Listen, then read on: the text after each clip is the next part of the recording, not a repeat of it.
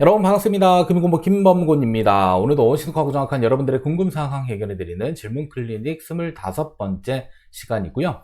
자, 이번 시간 주제는 이 미국 주식 양도소득세를 절세하기 위해서 주식을 배우자 또는 가족 등에게 증여한 다음에 매도하면 세금이 없다. 보통 이런 내용들 많이들 들어보셨을 텐데, 근데 중요한 것은 언제 매도를 해야 되냐 관련 내용에 따른 질문사항이 있어서 이번 시간 영상 주제로 채택을 했습니다. 그래서 즉시 매도를 해야 되는 것인지 아니면 2개월 이후에 매도해야 되는 것인지 어떠한 차이점들이 발생될 수 있는지에 대해서 이번 시간 영상 통해서 같이 한번 정리 진행하도록 하겠습니다. 자, 그러면 본론 들어가기 앞서 여러분들 구독, 좋아요 하나씩 눌러주시고 이번 시간 영상 끝까지 시청해 주시면 감사하겠습니다. 자, 먼저 첫 번째로 구독자 질문을 다시 한번 살펴보면요. 자, 증여 후 바로 매도하지 못하고 2개월을 반드시 기다려야 하나요? 누구는 바로 매도하라고 하고 말이 다 다르네요 라는 질문사항이 있었고요. 자, 두 번째로는 제가 듣기로는 증여하고 바로 매도 가능한 걸로 아는데 매도 시점 전후 2개월 평균 단가로 해서 측정해야 한다는 얘기도 있던데요. 정확한 정보 궁금합니다 라고 해서 제가 관련 내용에 대한 정보를 찾아서 영상을 한번 찍었었는데 오류가 많아서 지금 현재 재촬영을 진행을 하고 있습니다. 자, 그러면 일단 미국 주식과 미국 ETF를 증여받고 매도는요 사실상 언제든지 자유롭게 하실 수가 있습니다. 자, 근데 우리가 주식 양도소득세를 계산할 때 매도 가액은요 반대로 생각하면 양도 가액이 됩니다. 자, 근데 중요한 것은 이 취득가액에 대한 부분인데 이 취득가액은 증여받은 주식이기 때문에 주식의 경우는 증여재산 평가액이 바로 취득가액이 됩니다. 그래서 미국 주식을 증여했었을 경우와 미국 ETF를 증여했었을 경우에 증여재산을 평가하는 그 기준점들이 다르다라는 점을 일단 알고 계실 필요가 있습니다. 그래서 매도하는 시점에 대한 부분들은 자유롭지만 매도하는 그 가격은 바로 양도소득세 계산할 때 양도가액에 영향을 준다라는 점 알고 계시면 되겠고요. 자, 그러면 취득가액은 도대체 얼마로 봐야 되냐? 미국 주식의 경우는 증여한 날로부터 전후 각 2개월 종가 평균을 계산을 해야 됩니다.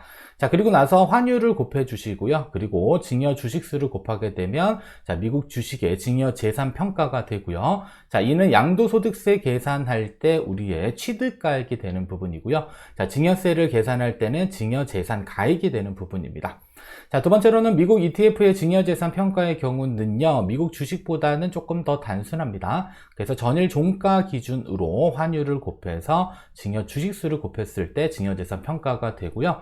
자, 마찬가지로 미국 ETF를 만약에 증여하고 양도했었을 경우에 양도 가액은 여러분들이 매도한 가격이 되는 것이고요. 그 다음에 취득 가액은 전일 종가 환율, 그 다음에 증여 주식수를 곱해서 계산을 할 수가 있습니다. 자, 그리고 증여세 신고할 때도 마찬가지로 증여재산 평가액이 증여재산 가액이 된다는 사실을 알고 계시면 됩니다. 자, 따라서 증여재산의 평가액은요, 자, 증여받은 자의 주식 취득가액이 되고요. 자, 이 주식 취득가액은 양도소득세 계산할 때 양도가액은 매도한 거, 취득가액은 내가 매수한 건데 직접 매수한 게 아니라 증여받은 주식이기 때문에 자, 이때는 증여재산 평가액이 취득가액이 된다라고 보시면 되겠습니다. 따라서 뭐 2개월 이후에 매도해야 된다 이런 내용들은요 사실상 자, 미국 주식을 평가하는 평가 기준에 대한 부분이다라고 보시면 되겠고요. 이는 양도소득세 계산할 때 취득가액에 영향을 주는 부분이다라는 점만 이해하시면은 어렵진 않을 것 같습니다. 자, 그러면 증여세 신고는 언제까지 해야 되냐? 원칙은 증여일이 속한 달의 말일로부터 3개월 이내 신고를 해야 될 필요가 있고요. 그리고 미국 주식 증여세 신고와 미국 ETF 증여세 신고는 신고 기한은 동일하다라는 내용입니다. 그래서 증여일 이후에 바로 증여세 신고는 불가능하고요. 증여한 다음에 2개월 이후에 증여세 신고 가능하다라고 확인이 되고 있습니다. 그래서 관련 내용에 대해서는 여러분들 바른 정보를 전달해 주신 구독자분이 계셔서 감사 말씀 드리고 싶고요. 자, 따라서 일단 증여세 신고 자체는요 지금 당장 하는 것은 아니고요. 자, 증여받은 날로부터 2개월 이후에 그 다음에 3개월 이내에 증여세 신고가 가능하다. 이 부분 잘 기억했다가 꼭 증여세 신고를 잘 해주실 필요가 있을 것 같습니다. 자, 그러면 증여받은 이후에 주가가 상승하거나 하락할 때 자, 증여 취득가액에는 어떠한 영향들이 있냐면 자, 일단은 증여재산 평가 기준을 잠깐 다시 살펴보면 미국 주식은 증여일 전후 각 2개월이고요. 자, 미국 ETF는 그냥 전일 종가로 평가가 됩니다. 자, 그러면 증여일 전은 어차피 상관은 없는데 이후에 각 2개월 그러니까 앞으로 2개월 동안의 가격 등락에 따라서 뭐가 바뀌냐면 증여 취득가액의 변화가 생길 수가 있습니다. 그래서 주가가 상승하게 되면 이때는 증여 취득가액이 늘어나게 되는 결과를 가져올 수 있고요. 반대로 주가가 하락하게 되면요, 증여 취득가액은 하락하게 되는 이러한 구조가 생길 수가 있습니다. 그래서 가격이 오를 수도 있고 떨어질 수도 있는데, 이랬을 경우에는 전체 평균을 계산하는 값에 있어서는 주가 상승에 따른 평균 금액은 상승할 수도 있고 주가 하락에 따라 평균 금액은 하락할 수도 있다. 자, 그러면 상승하거나 하락할 때 결국에 어디에 영향을 주냐면요, 주식 취득가액에 영향을 주거나, 주식 취득가액은 결국에는 증여 재산가액이 되는 겁니다. 그죠? 그래서 미국 주식의 경우는 요거는 우리가 통제할 수 없는 부분이죠. 오를 수도 있고 떨어질 수 있고, 오를 때는 전체 평균이 상승하니까 취득가액이 높아집니다. 그러면 세금이 조금 줄어들 수 있고요. 반대로 주가가 하락하게 되면 취득가액이 낮아지기 때문에 양도 차익이 늘어나게 되는 이러한 구조가 만들어질 수도 있습니다. 자, 그리고 미국 ETF의 경우는 크게 신경 쓸 필요가 없습니다. 왜냐하면 전일 종가 자체로 평가하기 때문에 앞으로 주가가 오르거나 떨어지거나 이런 부분들은 큰 변화를 주지는 못한다라는 점은 참고로 기억해 주시면 될 것 같습니다. 자, 그러면 증여받은 후 주가가 상승하거나 하락하면 세금은 도대체 어떻게 되냐? 자, 일단은 가격이 상승하든 하락하던 여러분들이 매도, 즉시 매도했다라고 가정하게 되면요, 일단은 양도가액에 대한 부분들은 확정이 되는 겁니다. 그래서 증여 후 매도를 직접적으로 바로 했다라고 한다면 일단 재미난 사실은 일단 양도가액은 확정은 되지만 취득가액에 대한 부분들은요, 자, 증여 전후 각각 2개월 평균치를 계산해야 되기 때문에 주식 가격이 상승하게 되면 평균 종가가 상승하는 결과를 가져오기 때문에 이때는 되려 양도 차익은 감소됩니다. 그래서 양도 차익은 양도 가액에다가 취득 가액을 빼서 양도 차익을 계산하는 구조이기 때문에 취득 가격이 올라갔다라는 것은 결국에는 양도 차익을 감소해 주게 되는 부분으로 적용하게 되고요. 여기에 기본공제 250만 원, 그 다음에 과세 표준에 따른 세율은 전체 22%가 적용돼서 양도소득세에 대한 부분이 계산이 되고, 주가가 상승하면 되려 양도소득세는 감소할 수 있다라고 기억하시면 되겠고요. 자, 반대로 주식 가격이 떨어지게 되면요, 결국에는 취득 가액이 떨어지게 됩니다. 그러면 취득가액이 떨어졌다라는 내용은요, 싸게 취득하고 비싸게 판 그 갭이 커지기 때문에 되려 이때는 양도차익이 증가해서 세금이 조금이라도 더 증가할 수 있는 가능성이 높아진다라는 점을 참고로 기억하시면 되겠습니다. 따라서 주식 가격이 상승하거나 하락했었을 경우에는 결국에는 증여재산가액, 즉 취득가격에 영향을 줄 수 있기 때문에 그 부분에 대해서 세금이 늘어나거나 줄어들 수도 있다라는 점 알고 있으면 되겠습니다. 자, 그러면 증여한 주식의 평가 방법은 어떻게 계산되냐? 자, 증여일을 만약에 2024년 7월 11일 오늘로 가정을 하고요. 자, 증여일 전 2개월, 증여일 후 2개월, 전체 4개월치의 평가를 계산해야 됩니다. 평가가 아니라 평균가를 계산을 해야 돼요.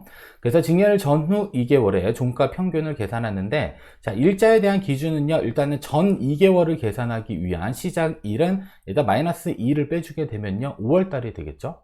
여기다 플러스 1일을 합산하게 되면 2024년 5월 12일부터, 그 다음에 이제 증여일 이후에 2개월 이후 우리의 이제 평가액을 계산하는 그 기준 시점은 자 플러스 2를 해주게 되면 9월 달이 되죠. 여기에 마이너스 1 하게 되면 자 2024년 9월 10일까지의 전체 데이터, 종가 데이터를 계산을 하시고요.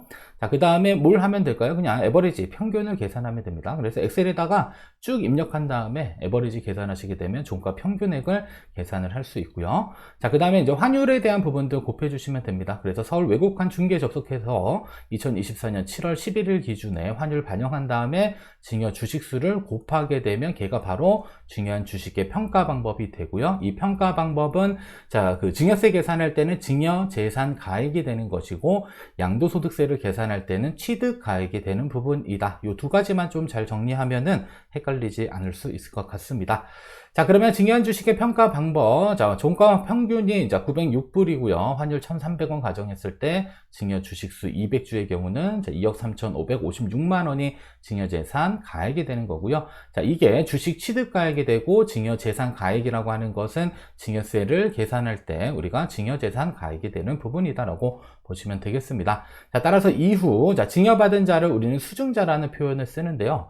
수증자가 주식을 매도할 때 자, 매도 가액이 종가 평균액보다 높을 경우에는 이때는 양도소득세가 발생되는 것이고요. 만약에 종가 평균액과 동일하다라고 한다면 이때는 세금이 발생되지 않을 수 있습니다. 다만 양도소득세의 경우는 이익이 얼마 기준일까요? 자, 기본공제 250만 원을 초과하는 부분에 대해서는 22% 세금이 발생되는 부분이기 때문에 5월달에 세금 신고를 해야 되는 경우도 있을 수 있고, 아니면 250만 원 이하의 이익이 발생된다라고 한다면 이때는 세금 신고를 하지 않아도 되는 부분으로 생각해 볼 수 있을 것 같습니다.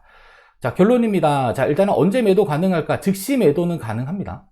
즉시 매도. 자, 근데 매도는 자유롭게 할 수 있는 부분이겠죠. 왜냐하면 증여를 받고 나서 무조건 세금 줄여야겠다라고 해서 매도를 한다라고 해서 세금을 줄여주는 것은 아닙니다. 왜냐하면 이 취득가액에 대한 평가 기준이 다르기 때문에 즉시 매도했다라고 무조건 세금을 줄이는 부분들은 아니고요. 다만 미국 ETF의 경우는 전일 종가 평균으로 우리가 증여재산과 취득가액을 평가하기 때문에 즉시 매도했었을 경우에는 세금을 줄일 수 있는 부분은 맞습니다만, 자, 주식은 일단 알 수 없다가 정답입니다. 그래서 증여일 전후 각 2개월 평균 가격을 계산해야 되기 때문에 증여를 받더라도 일단 최소한 2개월 정도는 기다렸다가 취득가액이 확정된 다음에 그때 최종적으로 뭐 양도소득세든 혹은 증여세를 신고해야 된다라는 부분들 기억하시면 됩니다. 자, 따라서 해외 주식 양도소득세 계산할 때 취득가액은요, 자, 증여재산 평가액이 되는 것이고요. 자, 증여재산 평가액은 지금 당장 확정할 수 있는 것은 아니고 증여 당시 종가 아닌 증여일 전후 각 2개월 평균 종가이기 때문에, 자, 증여일 후 2개월 동안의 주가 변동에 따라서 세금의 차이가 발생될 수 있다는 점만 참고로 기억하시면 되겠습니다. 그래서 즉시 매도했다라고 해서 반드시 세금을 줄일 수 있는 부분들은 아니다라는 점을 여러분들이 잘 기억을 해주시면 좋을 것 같습니다. 여기까지 여러분들 시청해 주셔서 감사하고요. 이렇게 질문사항 많이 남겨주시게 되면 영상을 통해서 답변 드리도록 하겠습니다. 자, 이번 시간 여기서 모두 마치도록 하겠습니다.